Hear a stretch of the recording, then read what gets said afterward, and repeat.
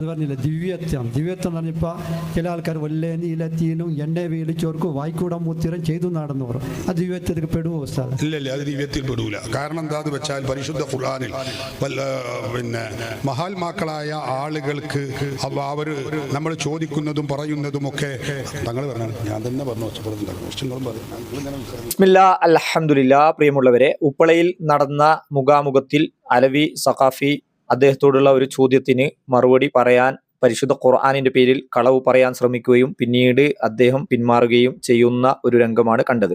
അടുത്തതായി അതിന് മറുപടി പറയാൻ വരുന്ന മുസ്ലിയാർ പരിശുദ്ധ ഖുർആന്റെ ആയത്തുണ്ടെന്നാണ് അലവി പറഞ്ഞത്. എന്നാൽ ഇദ്ദേഹം ഷെയ്ഖ് ജീലാനിയുടെ പേരിൽ ഒരു കളവ് പറയുകയും ശേഷം ഖുദ്സിയായിട്ടുള്ള ഒരു ഹദീസിനെ ദുർവ്യാഖ്യാനിക്കുകയും ചെയ്യുന്നുണ്ട്. ആദ്യം ഷെയ്ഖ് ജീലാനിയുടെ പേരിൽ പറഞ്ഞ ആ കളവ് നമുക്ക് പരിശോധിക്കാം.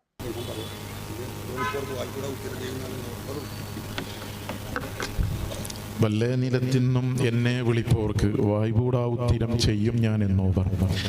മഹാനായ ഷെയ്ഖ് ജീലാനി റളിയല്ലാഹു അൻഹു പറഞ്ഞതായി ബഹുമാനപ്പെട്ട മുഹയ്യിദ്ദീൻ മാലയുടെ രചയിതാവ് പഠിപ്പിച്ചതാണ്. ജീലാനിയുടെ പേരിൽ കോഴിക്കോട്ടുകാരനായ ഖാളി മുഹമ്മദ്, ഒരു സാഹിത്യകാരൻ, ഒരുപാട് സാഹിത്യ ബുക്കുകൾ എഴുതുമ്പോൾ കൂട്ടത്തിൽ ഒരു മുഹയ്യിദ്ദീൻ മാല എന്നുള്ള ഒരു ക്ഷുദ്രകൃതി കൂടി മൂപ്പര് എഴുതി. അതിൽ ഷെയ്ഖ് ജീലാനിയുടെ പേരിൽ ഒരുപാട് പച്ചക്കള്ളങ്ങൾ എഴുതി വെച്ചിട്ടുണ്ട്. അതിന്റെ ഒരു ഭാഗമാണ് വല്ലേ നീലത്തിന്നും എന്നെ വീളിപ്പോർക്ക് വായ് കൂടെ മുമ്പ് ഉത്തരം നൽകും. അള്ളാഹു സുബ്ഹാനഹു തആലയേക്കാളും സ്പീഡിൽ. കാരണം അള്ളാഹു സുബ്ഹാനഹു തആല ഒരു അടിമ ചോദിച്ചു കഴിഞ്ഞാൽ 3 രൂപത്തിൽ ഉത്തരം നൽകുമെന്നാണ് പ്രവാചകൻ സല്ലല്ലാഹു അലൈഹി വസല്ലം പഠിപ്പിച്ചിട്ടുള്ളത്. എന്നാൽ ഈ മരിച്ചുപോയ ഈ മയ്യത്തുകളെ, ഈ ആളുകളെ വിളിച്ചു കഴിഞ്ഞാൽ വായു കൂടെ മുമ്പ് ഉത്തരം നൽകും. ലോകത്തിന്റെ വിവിധ ഭാഗങ്ങളിലുള്ള കോടാനുകോടി മനുഷ്യർ ഒരേ സമയത്ത് വ്യത്യസ്ത ഭാഷകളിൽ വിളിച്ചു കഴിഞ്ഞാൽ ആ വിളി കേൾക്കുകയും നമ്മുടെ കാര്യങ്ങൾ അത് നമ്മൾക്ക് നൽകി കഴിഞ്ഞാൽ അത് നമുക്ക് നന്മയായിരിക്കുമോ തിന്മയായിരിക്കുമോ എന്നൊക്കെ വേർതിരിച്ച് മനസ്സിലാക്കി ഈ ഷെയ്ഖ് ജീലാനി ഉത്തരം നൽകും. ഈ വാദമാണ് മുസ്ലിയാർ സ്ഥാപിക്കാൻ വേണ്ടി പരിശുദ്ധ ഖുർആനിന്റെ പേരിൽ കളവ് പറയാൻ ആ അലവി മുസ്ലിയാർ തുനിഞ്ഞത്.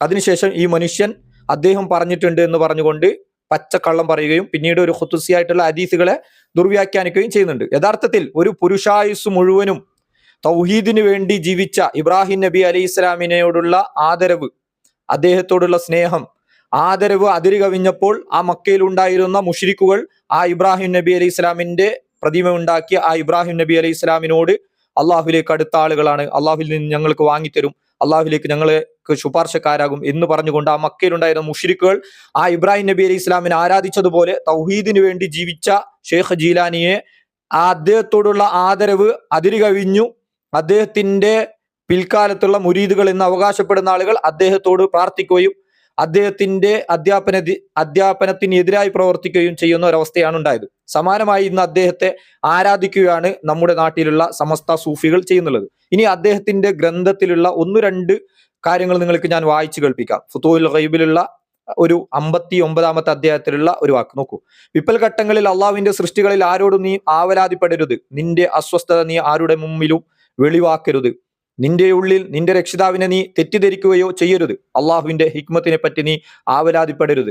നിന്റെ ദുനിയാവിലേക്കും ആഖിറത്തിലേക്കും ഏറ്റവും നല്ലതായി തോന്നുന്നതിനെ നീ തിരഞ്ഞെടുക്കുക. നിന്റെ സൗഖ്യത്തിന്റെ കാര്യത്തിൽ അവന്റെ സൃഷ്ടികൾപ്പെട്ട ഒരുത്തനിലേക്കും നിന്റെ തീരുമാനം പോകരുത്. അത് നിന്നിൽ നിന്നുള്ള ഷിർക്കാകുന്നു. സമസ്തക്കാരെ മുജാഹിദുകൾ മുഷിരിക്കാക്കി എന്നല്ല പറഞ്ഞ ഷെയ്ഖ് ജീലാനിയെ വിളിക്കുന്ന നിങ്ങൾ മുഷിരിക്കുകളാണ് എന്നാണ് ഷെയ്ഖ് ജീലാനി പറയുന്നത്. അത് നിങ്ങൾ ചെയ്യുന്നത് ഷിർക്കാണ്. അതിനുശേഷം നോക്കൂ, അള്ളാഹുവിന്റെ അധികാരത്തിൽ ആരും തന്നെ ഒന്നും അധീനമാക്കുന്നില്ല. അവനല്ലാതെ, അള്ളാഹു അല്ലാതെ ഉപകാരമോ ഉപദ്രവമോ വിപത്തിനെ നീക്കൽ, കൊണ്ടുവരൽ, അതേപോലെ രോഗത്തിന് ശമനം നൽകൽ, അതേപോലെ തന്നെ സുഖപ്പെടുത്തൽ എന്നിവ ചെയ്യാൻ ആർക്കും സാധ്യമല്ല. അതിനാൽ സൃഷ്ടികളുമായി ബാഹ്യമായോ ആന്തരികമായോ നീ വ്യാപൃതനാവരുത്. അള്ളാഹുവിൽ നിന്നും അവൻ നിനക്ക് ഒന്നിനെയും ഉപകരിക്കുകയില്ല. അതുകൊണ്ട് അവരോട് നീ ചോദിക്കല്ലേ, അള്ളാഹുവിനോട് നേരിട്ട് ചോദിക്ക് എന്നാണ് ഷെയ്ഖ് ജീലാനി പറയുന്നുള്ളത്. അതിനാൽ അള്ളാഹുവിന്റെ പ്രവൃത്തിയിൽ നിന്നുള്ള ക്ഷമയെയും തൃപ്തിയെയും ഋജുവായതിനെയും നീ കൈകൊള്ളുക. അപ്പോൾ തീർച്ചയായും സൃഷ്ടികളുമായി വ്യാപൃതമാകുന്ന അത്തരം എല്ലാ കാര്യങ്ങളെയും നീ നിഷിദ്ധമാക്കുക. നീ അള്ളാഹുവിനോട് മാത്രം ഇസ്തിഗാസ ചെയ്യുക. ഫുതൂഹുൽ ഗൈബ് 59-ാമത്തെ പേജിൽ ഷെയ്ഖ് ജീലാനി റഹിമഹുല്ലാഹ് പറയാണ്. അതേപോലെ മറ്റൊരു ഉദ്ധരണി നോക്കൂ. പിശാച് നിനക്കെതിരിൽ കുതന്ത്രം പ്രയോഗിച്ചിരിക്കുന്നു മുസ്ലിയാരെ. കളവ് തർക്കിക്കലും നീചമായ പ്രവർത്തനവും പിശാചു നിനക്ക് നല്ലയാണെന്ന് ഭംഗിയായി കാണിക്കുകയും ചെയ്തിരിക്കുന്നു മുസ്ലിയാരെ. അതുകൊണ്ടാണ് നിങ്ങൾ അവിടെ മുഖാമുഖം നടത്തിയത്. പിശാച് നിങ്ങൾക്ക് അത് ഭംഗിയായി തോന്നിച്ചു. അള്ളാഹു അല്ലാത്തവരെ ആരാധിക്കുവാൻ, അള്ളാഹു അല്ലാത്ത മരിച്ച മയ്യത്തുകളോട് ഇസ്തിഹാസ എന്ന് ചോദിക്കാൻ, അതൊക്കെ നല്ല കാര്യമാണ്. നിങ്ങൾക്ക് പിശാച് ഭംഗിയായി തോന്നിപ്പിച്ചു. ആര്? ഞാൻ പറയുന്നല്ല, ഷെയ്ഖ് ജീലാനി പറയാണ്. നിങ്ങളുടെ ഈ പ്രവർത്തനം ഉണ്ടല്ലോ, സമാനമാണ് അതിന്. നോക്കൂ, നിന്റെ നമസ്കാരത്തിൽ പോലും മുസ്ലിയാക്കന്മാരെ, സമസ്തക്കാരെ, നിങ്ങളുടെ നമസ്കാരത്തിൽ നിങ്ങൾ കളവ് പറയുന്നു എന്ന് ആരാണ് പറയുന്നത്? ഷെയ്ഖ് ജീലാനിയാണ് പറയുന്നത്. അള്ളാഹു ഏറ്റവും മഹാനാണ്, അള്ളാഹു അക്ബർ എന്ന് നീ പറയുന്നു. നീ ഈ പറയുന്നത് കളവാണ്, കളവാണ്, കളവാണ്. കാരണം നിന്റെ മനസ്സിൽ അള്ളാഹു അല്ലാത്ത കുറെ ദൈവങ്ങളുണ്ട്, ആരാധ്യരുണ്ട്.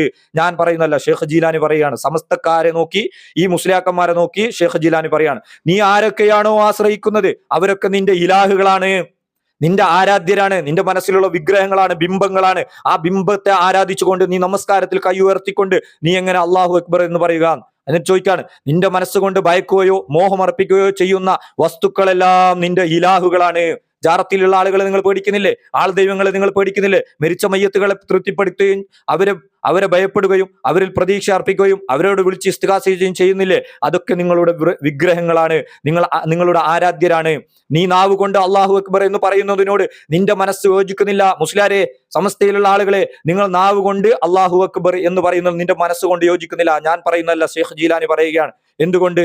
നോക്കൂ, നിന്റെ ഹൃദയം കൊണ്ട് 1000 പ്രാവശ്യം അള്ളാഹു അക്ബർ എന്ന് പറയുകയും നാവ് കൊണ്ട് ഒരൊറ്റ പ്രാവശ്യം പറയുകയും വേണം.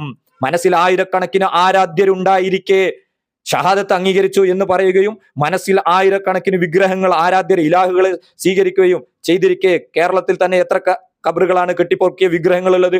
6000-ൽ കൂടുതൽ കബർ വിഗ്രഹം കേരളത്തിലുണ്ട്. കേരളത്തിന് പുറത്തെത്രയാണ്? കോടാനുകോടി കുട്ടി ദൈവങ്ങൾ ഉണ്ടാക്കി വെച്ചിട്ടുണ്ട്, കബർ വിഗ്രഹങ്ങൾ, ഔലിയ എന്ന പേരിട്ടുകൊണ്ട്. നൂഹ് നബി അലൈഹി ഇസ്ലാമിന്റെ കാലം തൊട്ട് ഇന്ന് മുനമ്പത്തടിഞ്ഞ ചേച്ചി കുപ്പസ്വാമി വരെ അവർ വിളിക്കാം ഇലാഹു അല്ല എന്നുള്ള വിശ്വാസം ഉണ്ടായാൽ മതി എന്നാണ് സമസ്തയുടെ ഉസ്താദന്മാർ പഠിപ്പിക്കുന്നത്. നോക്കൂ, നിന്റെ മനസ്സിൽ ആയിരക്കണക്കിന് ആരാധ്യരുണ്ടായിരിക്കെ അള്ളാഹു മാത്രമാണ് ആരാധ്യനും മഹാനുമാണെന്ന് പറയാൻ നിനക്ക് നാണമില്ലേ? ഷെയ്ഖ് ജീലാൻ ചോദിക്കാൻ. നിന്റെ ഈ വിശ്വാസ പ്രവർത്തനങ്ങളിൽ നിന്നെല്ലാം നീ അള്ളാഹുവിലേക്ക് പാശ്ചാത്താപിച്ചു മടങ്ങുക. ഈ പഠിപ്പിച്ച ഷെയ്ഖ് ജീലാനിയുടെ പേരിലാണ് ഈ ആളുകൾ പച്ചക്കള്ളം പറയുന്നത്. സഹോദരങ്ങളെ, ഈ ഞാൻ പറഞ്ഞത് ഫുതൂഹുർ റബ്ബാനിയിലെ 101-ാമത്തെ പേജിൽ 22-ാമത്തെ അധ്യായത്തിലുള്ള ഭാഗങ്ങളാണ്. നിങ്ങൾ ഉസ്താദന്മാരോട് പോയിട്ട് ചോദിക്കൂ, ഇങ്ങനെ അദ്ദേഹത്തിന്റെ ഗ്രന്ഥത്തിലുണ്ടോ എന്ന്. ഫുതൂഹുർ റബ്ബാനി, ഫുതൂഹുൽ ഗൈബ്, അതേപോലെ ഗുന്യത്ത്, ഈ 3 പുസ്തകങ്ങൾ അദ്ദേഹത്തിൻ്റെതാണ്, അദ്ദേഹത്തിലേക്ക് സ്ഥിരപ്പെട്ടതാണ്. ഈ പുസ്തകത്തിന്റെ ഈ ഭാഗമുണ്ടോ എന്ന് ചോദിക്കൂ സഹോദരങ്ങളെ. ഞാനിപ്പോൾ പറഞ്ഞത് ഇനിയെങ്കിലും നിങ്ങളൊന്ന് സത്യം മനസ്സിലാക്കുക. നിങ്ങൾ ഉസ്താദന്മാർ നിങ്ങളെ നരകത്തിലേക്കാണ് കൊണ്ടുപോകുന്നുള്ളത്. ശിർക്ക് ചെയ്തു കഴിഞ്ഞാൽ ശാശ്വതമായ നരകം അള്ളാഹ് ഒരിക്കലും പൊറുക്കില്ല പറഞ്ഞ പാപം. അതേപോലെ തന്നെ ഇത്തരം ആളുകൾക്ക് ദുഷിച്ച അക്രമികളാണ്, നീചന്മാരാണ് എന്നൊക്കെയാണ് പരിശുദ്ധ ഖുർആനിൽ പറഞ്ഞുള്ളത്. ആ ശിർക്ക് ഒഴിവാക്കി അള്ളാഹുവിനോട് മാത്രം ചോദിക്കൂ. അള്ളാഹു സുബ്ഹാനഹു വ തആല പറയുന്നുണ്ട്, അള്ളാഹു നിങ്ങളുടെ കണ്ണനാടിയേക്കാൾ അടുത്തുണ്ട്.